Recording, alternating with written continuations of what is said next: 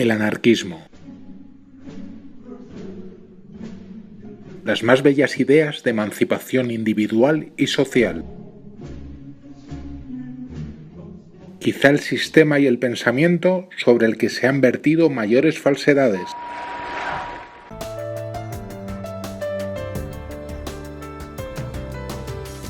John Locke, uno de los padres del liberalismo clásico, afirmó lo siguiente: el grande y principal fin que lleva a los hombres a unirse en estados y a ponerse bajo un gobierno es la preservación de su propiedad. Efectivamente, para el liberalismo, la propiedad privada es prácticamente un derecho sagrado. Pero desde la perspectiva libertaria, la perspectiva auténticamente libertaria no es apropiación indebida. En la actualidad, nos preguntamos si esa concepción de la propiedad privada no va directamente vinculada a la desposesión de gran parte de la sociedad. De hecho, Proudhon, al que se atribuye con esta obra, que es La propiedad, haber realizado el primer estudio científico en el ámbito de la economía política, pivotará todo su trabajo en torno a esta pregunta. Si John Locke estableció los principios del liberalismo al vincular la propiedad privada a la libertad, Proudhon quebrará el altar sobre el que se colocó dicho ídolo y, como es sabido, concluirá que se trata de una apropiación indebida. Pero, por supuesto, el filósofo francés no pretendía ser lapidario en su conclusión, ni demonizar sin más el concepto, sino que trataba de profundizar en algo que consideraba contradictorio. Con su oxímoron, Proudhon pretendió señalar que la propiedad es una institución que se niega a sí misma, fundada en la contradicción y símbolo de la desigualdad social y política. Gaston Leval afirmará lo siguiente: Proudhon negaba el derecho romano de la propiedad, la forma que permite a unos hombres usufructuar indebidamente el trabajo ajeno, pero la consideraba indispensable en su forma generalizada. Eso es algo que hay que poner delante de los liberales y de su sacralización del concepto de propiedad, ya que una de las premisas morales del anarquismo es la negación de la explotación, de usufructuar indebidamente el trabajo ajeno. Y creo que está muy claro lo que quiso señalar el filósofo francés. Por lo tanto, Proudhon distinguía entre la propiedad privada de los medios de producción, señalada como un abuso y contraria, por lo tanto, a todo derecho, y de ahí su famosa sentencia, con el legítimo derecho a la propiedad personal de los bienes de consumo, en cuya producción uno habría contribuido, ya que donde también se distancia el francés de los liberales es en considerar el carácter social de la producción económica, de tal manera que ningún individuo puede atribuirse solo el producto final del trabajo, al ser el valor de cada mercancía producto de multitud de trabajos interdependientes. Al ser necesario que esté fundamentada, se negaba la propiedad como derecho natural, que sí podrían ser la libertad y la igualdad, y se rechazaba igualmente que esté fundada, como sostiene la sociedad capitalista, en la ocupación y en el trabajo. En el primer caso, al tomar el derecho de propiedad en la ocupación y de manera absoluta, se está negando ese derecho al resto de miembros de la sociedad y a futuras generaciones, por lo que sería necesaria una reformulación constante para ser justos. En el segundo caso, en el del trabajo, llegamos a la cuestión de los medios de producción, los cuales es una ficción intentar poseer. Sería como apropiarse del río por parte de un pescador. El derecho a la propiedad fundado en el trabajo solo puede afectar a los frutos del mismo. Este es el análisis que realizó Proudhon, seguido en gran medida por la evolución anarquista posterior. Como es sabido, la propuesta proudhoniana es el mutualismo, garante del justo intercambio de servicios y productos. Sería un sistema que rechaza tanto el capitalismo como el comunismo, que se identifica con el Estado, y busca el equilibrio social entre un principio comunista jerárquico que se daría en el ámbito familiar y el individualista que se daría en la sociedad y busca la igualdad.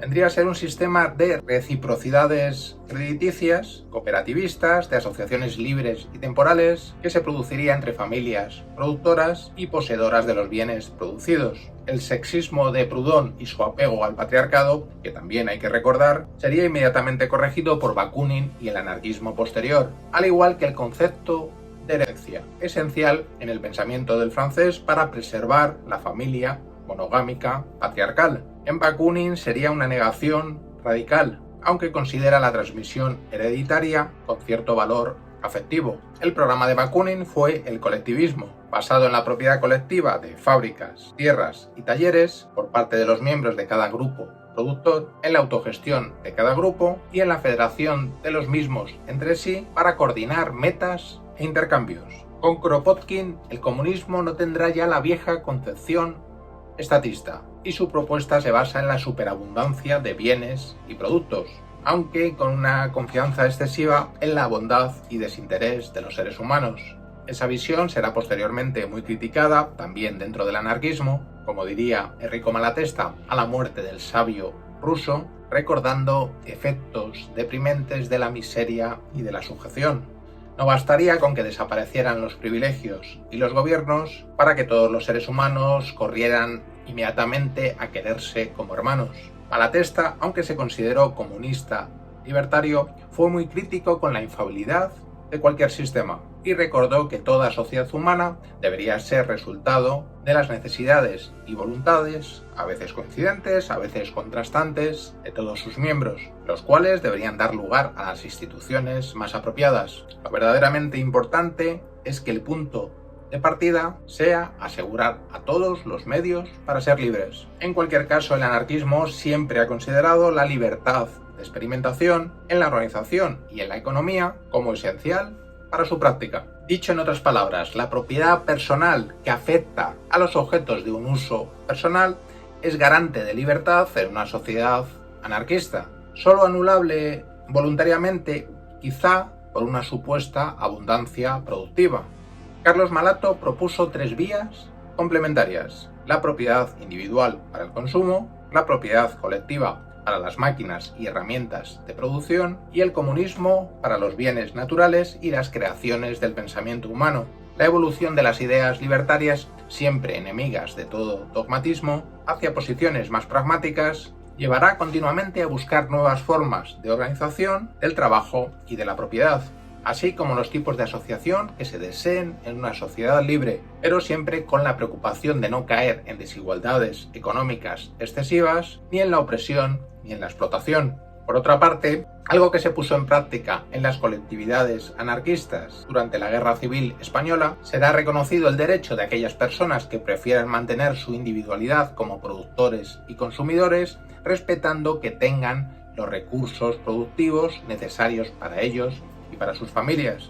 Como hemos dicho, el pragmatismo experimental es la característica de las ideas anarquistas, el cual no desecha tampoco el individualismo productivo. Para los liberales, el mercado como ámbito competitivo donde se desarrolla la vida social es su rasgo estructural más eminente y sería el principio organizativo de la sociedad. Hayek, en el siglo XX, junto a otros liberales clásicos, consideraron que el mercado podría operar de un modo eficiente para coordinar el comportamiento de los seres humanos sin instancias a priori abiertamente coercitivas.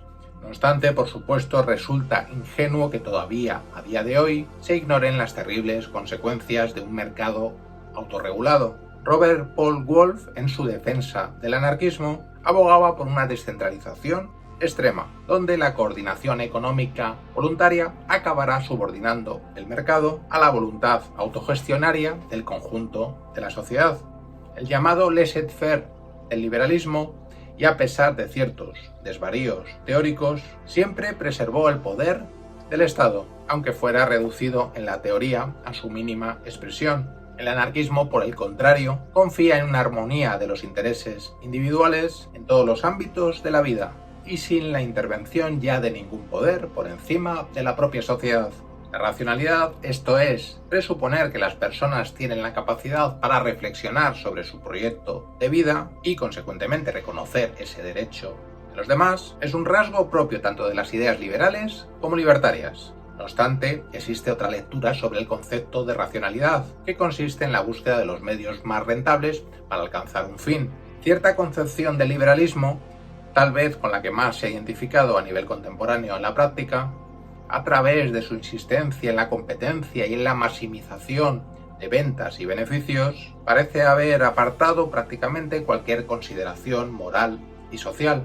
En el terreno económico, algo que critican una y otra vez de forma pertinaz los liberales, la competencia ha sido vista de forma perniciosa por el socialismo de Estado, de tal manera que sería este el que fije los precios de los bienes de consumo. Sin embargo, recordaremos que en uno de los padres del anarquismo clásico, en el propio Proudhon, fervoroso partidario de la autogestión económica por parte de los trabajadores, y un original filósofo preconizador del equilibrio entre fuerzas antagónicas, encontramos una visión distinta. Incluso aceptando los problemas de la competencia como caldo de cultivo para la ley del más fuerte, Proudhon consideró que su ausencia sería todavía más perniciosa si se deja el monopolio al Estado. La competencia que deseaba Proudhon, con no pocos problemas, ojo, en la práctica para no caer en las desigualdades del mercado y de la economía capitalista, estaría necesariamente unida al bienestar social y se encontraría movida por un espíritu de solidaridad, algo que por otra parte formará parte ya de la filosofía